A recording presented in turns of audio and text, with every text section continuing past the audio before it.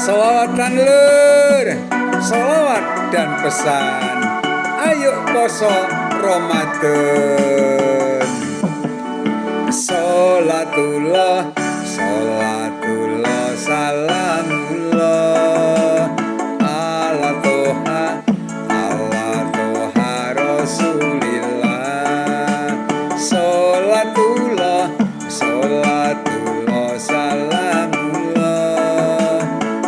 ala yasin, habibillah.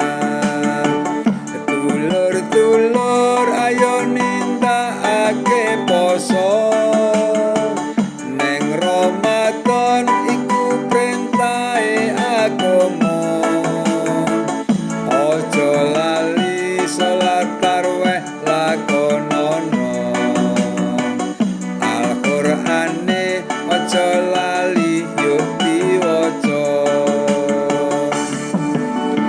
Poso iku ngampat hawa lan nafsune, tujuane supaya oleh ridhone. Ridho Allah diparingake umate, amre bisa